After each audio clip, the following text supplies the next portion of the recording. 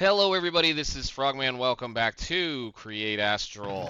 In between episodes, I've done a little bit of goofing around trying to get prepared for some more shenanigans and craziness that goes with applied energistics. So last time we took a little bit of, jaunt through this chapter. And again, this chapter is mainly just to make you aware that this stuff is available. It's not by any means, and I'm going to say it exactly, by any means, any way, shape, or form, a thing that you should be following correctly, aside from maybe a couple of little things. So in here in the last episode, with just making a few of the little deals, we ran through a fair amount of Certus Quartz and, for what it's going to be worth, shimmer dust. There's three things right here that they're kind of pointing out for you to kind of pay attention to, and it's the fact that you're going to need an awful lot of this. These three things right here. Mainly the reason why you're going to need an awful lot of that is because of the cable that you're going to have to make. So unless you plan on doing the quantum chamber and do, wireless supply to AE all over the place, you're going to have to make an awful lot of this stuff, which means you're going to have to make an awful lot of shimmer dust, which is an awful lot of Certus Quartz dust, which is also an click on the right button, awful lot of Certus Quartz dust here as well.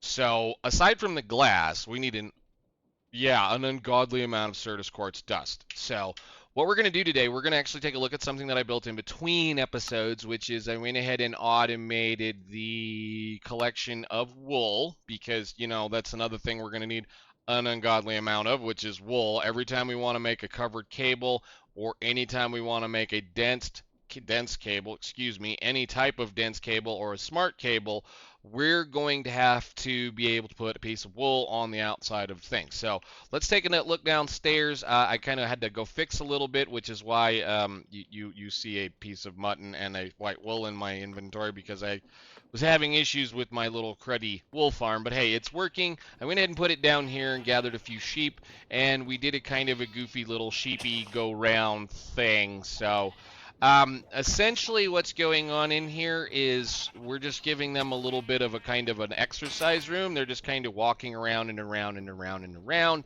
slowly but surely. Now, grass does not get removed when you place it underneath glass. Originally, I had fence in this area, and they were getting stuck in that back corner and stuck in that back corner because of the, half block that, the fence allows a sheep to get up on. So what we're doing is we're making sure there are plenty of seed grass blocks all the way around the sheep to be able to make them, produce what they need, at least so that the grass can be recovered. And then they're actually eating the grass block that is under the belts. So it's kind of an interesting little thing. I didn't know they would do that, but yeah, we just saw the little one right there as they're growing up. See, they're eating the grass under the belts. Now, for whatever reason, the adult sheep take for absolute ever to eat any grass, even if you just let them be. I tested this just with this little setup, just with a single sheep sitting on a seat, and what's odd is they will eat the grass under the seat as well, or around the area. Generally, they'll eat the block that's underneath of them. So if they're standing on something like a half slab or a seat or whatever, they'll eat the block that's underneath of it. So that means you just want plenty of seed grass all the way around. But they're really slow. That's why there's several of them in here, and they'll eventually do the work, to the point that, we've got a decent amount of wool at this point. What I'm doing then is we're basically taking a deployer with a shear in its inventory. So like there, he just ate one. Once this one decides to move, this is the silliness, is they kind of like to fight it once in a while.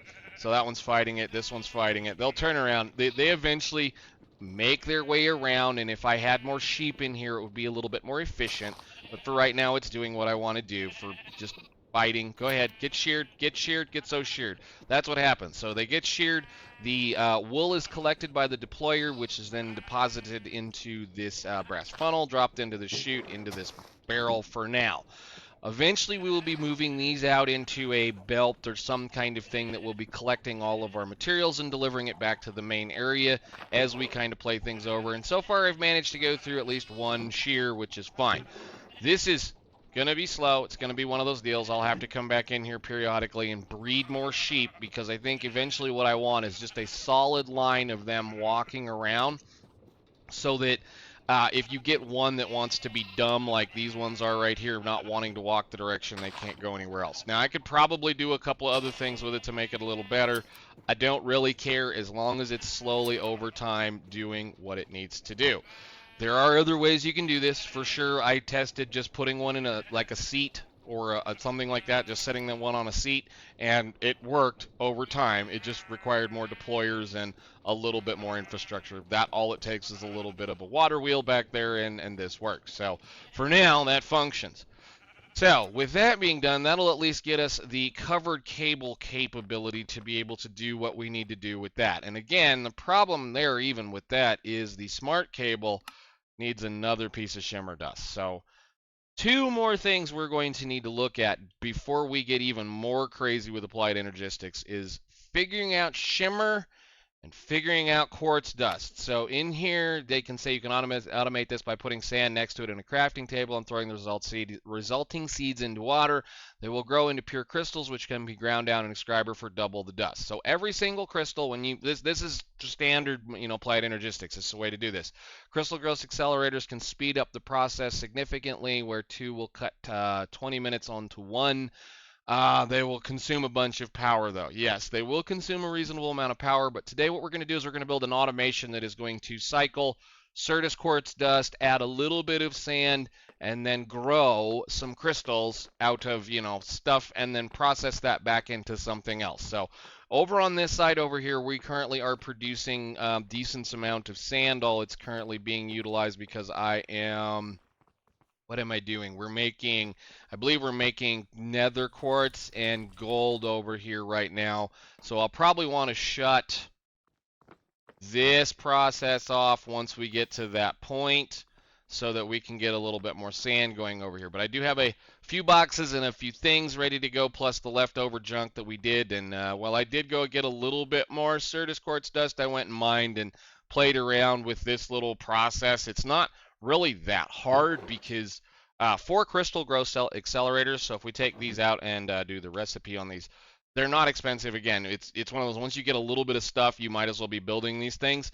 4 of these are really fast. 4 of these grow a piece of the stuff in like 30 seconds. So if you toss a stack of stuff in it and then you grow it for a little bit, the 30 seconds, pull it out and then grind a stack of those, you get that kind of stuff. Well, 1 stack of this dust makes 2 stacks of the seeds, which makes 2 stacks of those things. So it's a fairly quick multiplicable thing to build as you work your way through. So kind of like that ugly mess of stuff over there and this ugly mess of stuff over there, we're going to build an ugly mess of stuff right here that is going to do the work. And I figured I would share this with you guys because it is kind of a simple thing to do, but it's not it's not readily the easiest thing you can think of to kind of mess around with things. And for that matter, I don't want that. You can go to the trash can. All right. So what we're going to do is we're going to start by doing a little bit of just calling of various materials over here. So I think we're going to go... I built this in creative, so I kind of have an idea as to what I want. I'm kind of, again, trying to maintain the spacing of 5 blocks in between things. This one is pretty big, so we're going to start about right here. And I'm going to start grabbing the parts pieces that I need because I know I left a bunch of stuff away. Do I need any of this other junk? No, I don't need you. And I don't need that right there. I think I probably even lost the lead. That's fine. No big deal. Put this away and yeah. Okay, cool. So let's grab a few shafts, a few gearbox, a couple of andesite funnels, a couple of brass funnels, a couple of cogwheels, some belts. And then I think we're going to need a few of these and some stuff. So we'll just grab them as we need to, but we're going to need a stockpile switch right off so that I can kind of do the first thing.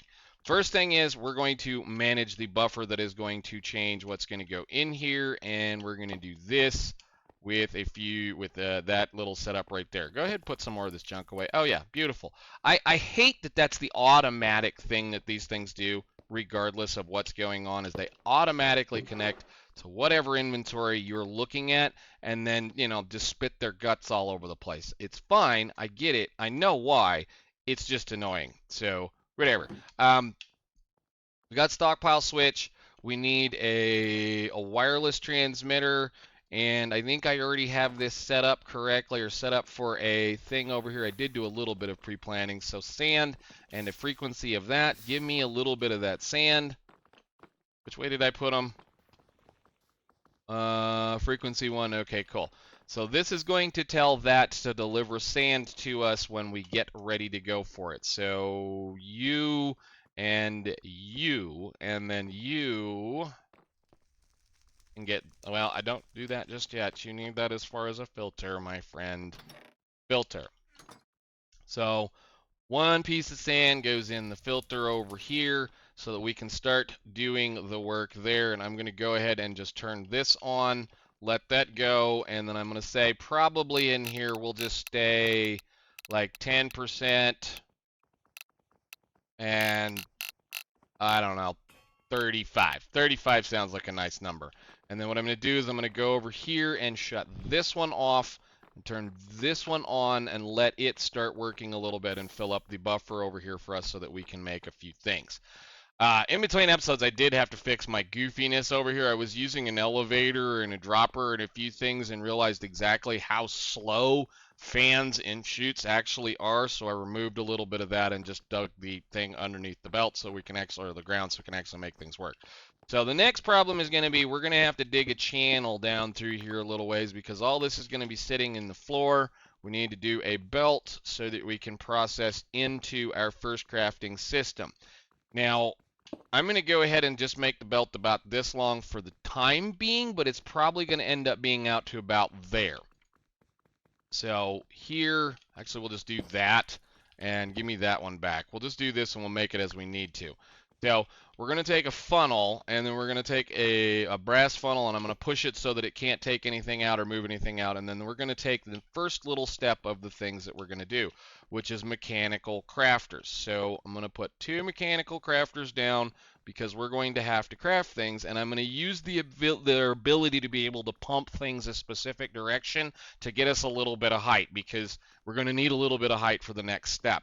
All right, so that's going to go to here. Then we're going to put a funnel in here, and you can do the thing if you want to. Doesn't really matter right now. I'm going to leave it alone, and I'm going to set you to 1, just because we're only ever going to need 1 at a time anyway.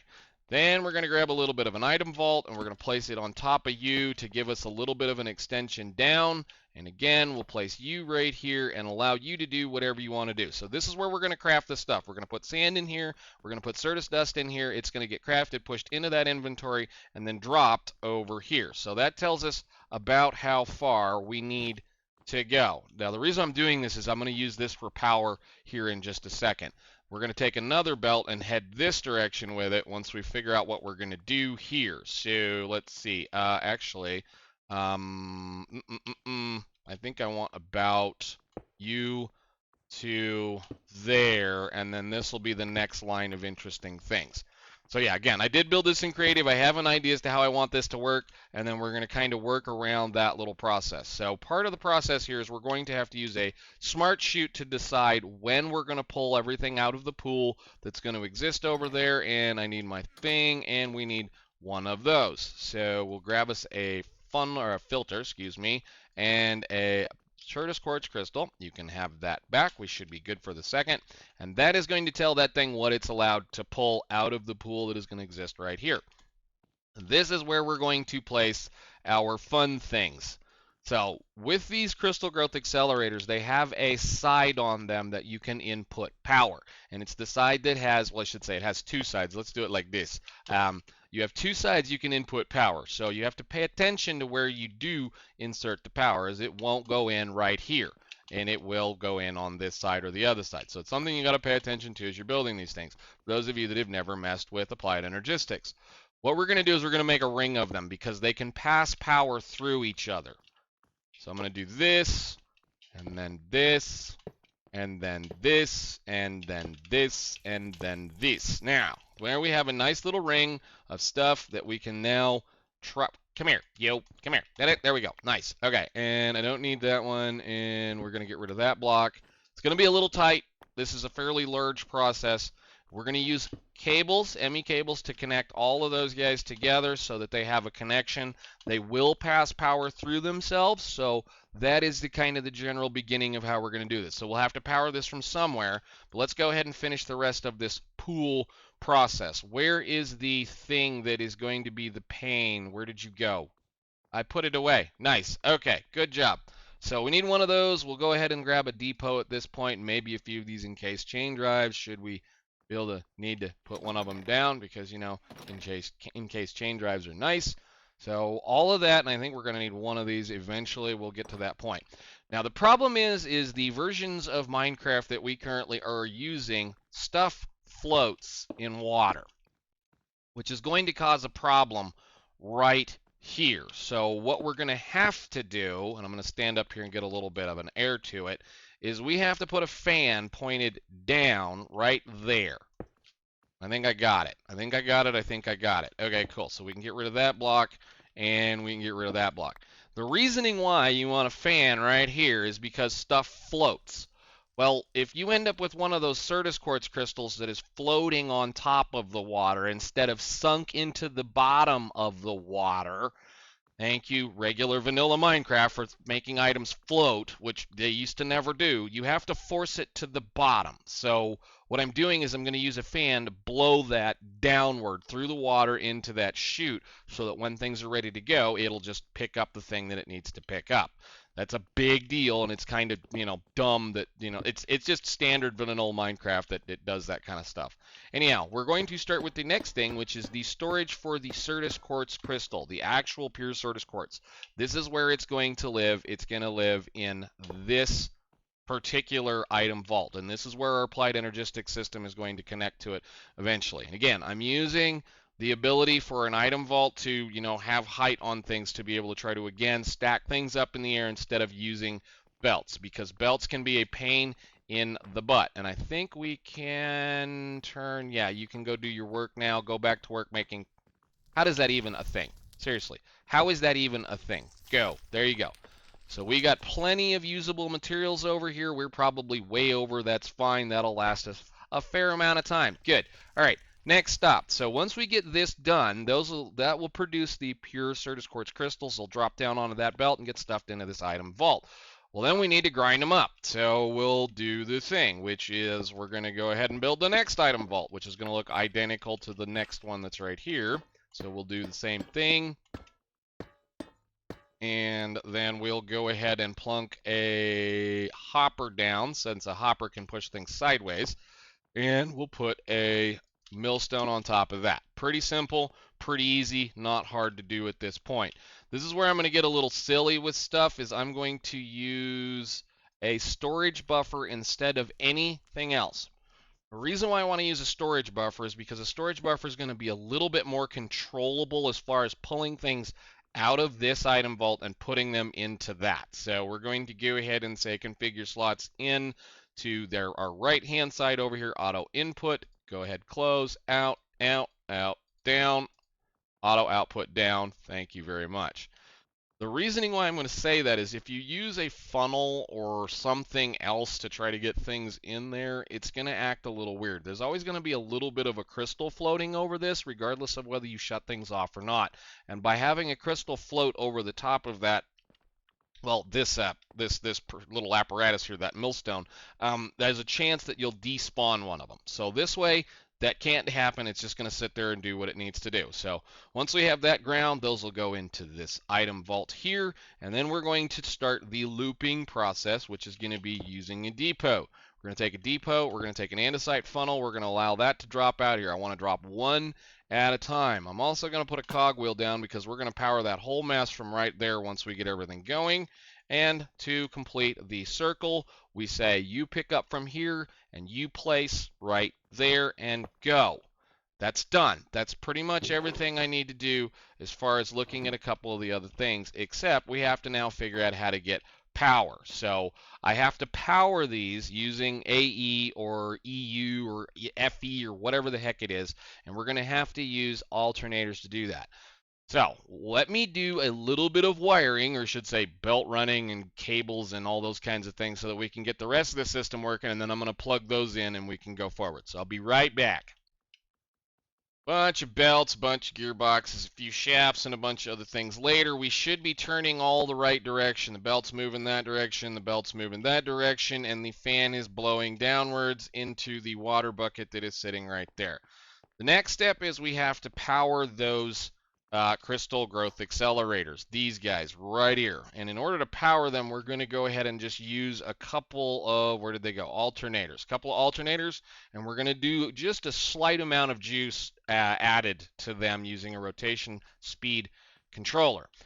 We need about 2 of these. Well, you can theoretically do it with 3 at the current speed that I'm at, but it's just cheaper to make one of these things at this point than it is to make one of those things.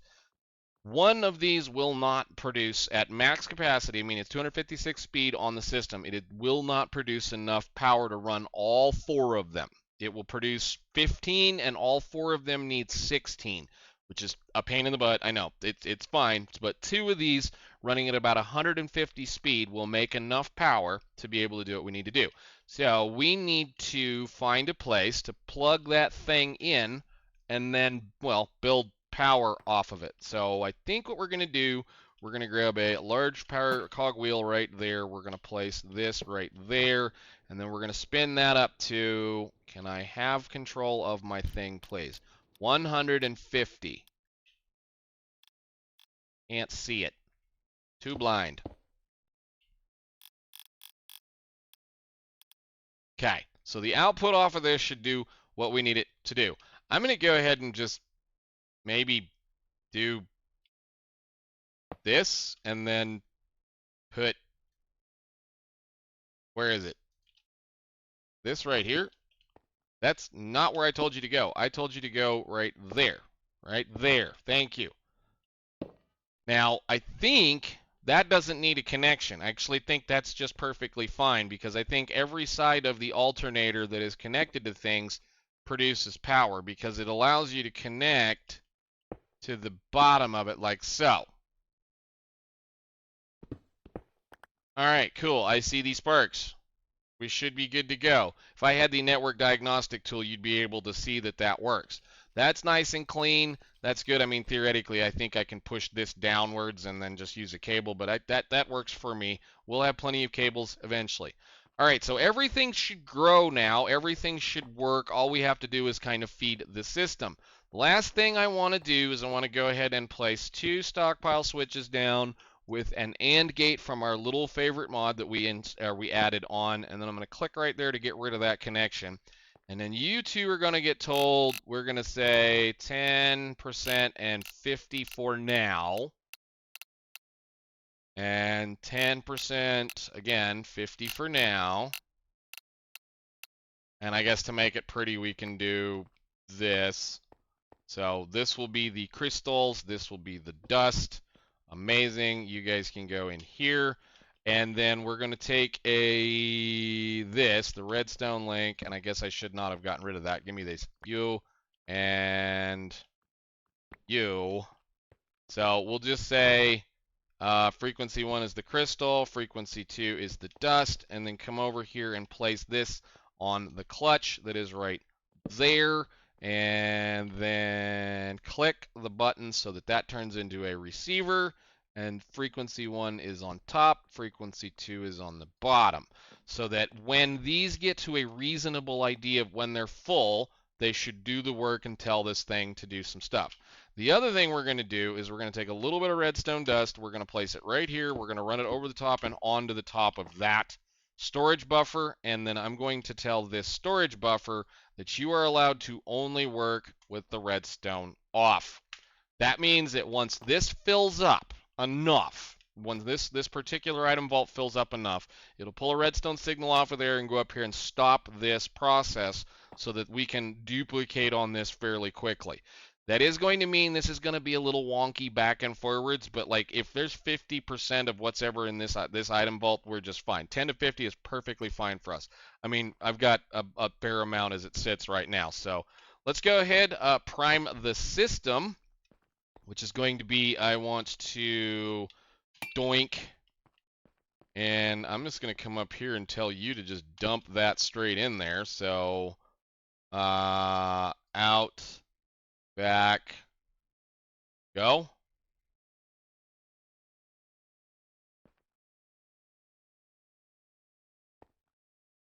Don't do that. You'll end up putting the thing in the container. Now, how much do you have in you? Good deal. Okay, final little deal here. We'll grab you. Why is it not running? It should be running right now. Oh, it's because there's a piece of redstone dust in there somehow. Give me that. There you go. There. Now we can hear it do the work. Cool. I forgot to power that, didn't I? Shoot. That's why I had that right there. 1 second. Let's just do this for now. There we go.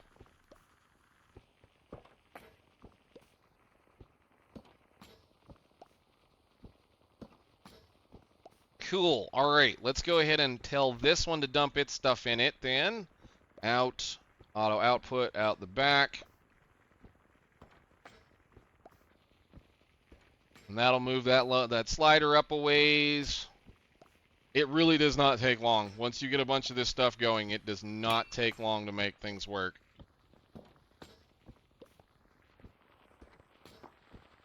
And then as we can see, we're throwing things in here. Now, the interesting part about this next step here is that item vault, again, is going to contain all of the seeds that we're going to be producing right here. And then this brass funnel is going to be using a function to not overpopulate this area too much, or at least it's going to do a little bitty interesting thing. So let me get a block here, and I think I can probably just, yeah, we'll just use you. Pick all that stuff up, and then we'll grab this. So if I put this down and I throw, say, like this and that and this and that and this and that and this in there, and then I stick a brass funnel on the outside of it, or even for that matter, the other funnel, it will sit there and dump an entire stack or as much as it can of the certain object that's in the box. And then it'll leave it there until that object is removed. So if I grab that again, it'll dump the next object, and I grab that again, it'll dump the next object, and I grab that again, it'll dump the next object, and blah, blah, blah, and so on and so forth.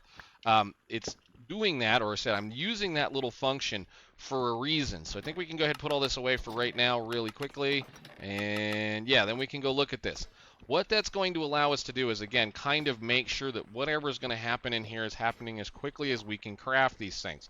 Because I can speed this whole system up if I want to. If I want to make it run faster, we can make it run faster. I think for right now, we're just going to let it kind of do what it needs to do. But the interesting thing about that is this is going to take whatever it has that is the same, however much it can, up to 64 in this item vault, and dump it into that water as soon as whatever's sitting right there goes away. So if we watch off to the side, it doesn't take very long. They're almost done. Little bit more. Bloop, gone. So then it immediately grabs whatever's in there, and if it's up to a stack, it just throws it in there. Don't bother regulating this for fear that you might be using too much RF over this whole deal. Those four, or RF, FE, whatever it is, these four crystal growth accelerators are going to use 16 FE or EU or AE or whatever the number is a tick, regardless of what's there. So if there's nothing there, they're going to be using that, which is why they're part of the system to be shut off. If there is a full stack of those things there, it's still only going to use the same amount of power. So your goal really here is to try to craft these as fast as you possibly can. Again, slowest thing here is going to be this right here, trying to keep that full to the point that, I could make it faster by putting like a hopper or something right there that can hold more than one thing. But I think for right now, it just kind of does what I need it to do, and I don't mind it. I think it'll work fine for now. So the next step is going to be automating the process of making the Shimmer again, not hard to do. Shimmer dust. We'll probably build. Speak, please. We will probably be doing the shimmer dust in the same area. So essentially, I'm just going to use another storage buffer, possibly, and I'm just going to pull it off of here, dump it into a casting table, and then I'll just have the tank sit probably right here or something. We're gonna have to create a train probably fairly soon to go ahead and start pumping some of these shimmer pools up, and then possibly start thinking about actually crafting the stuff. It's not an amazing recipe, especially when it comes to amethyst shards. There are ways of getting them, yes, but it's not one of the easiest things in the world to get a hold of. But I think for right now, I'm happy with that. We're going to let this run until, well, this fills up to that point and shuts off, and then starts crafting the crystals, and then we should be good to go at that point. So the throttle, again, is going to be this arm and that millstone. If you want to make more dust, put in another millstone and another setup over there to unload this quicker, and maybe another faster arm, or put a hopper or something right there so that this arm will be able to fill that crafter quicker. But I think for now, I'm going to leave it alone, and I like it, and I think it works good. I will see you all next one. Thanks so much for watching. Bye.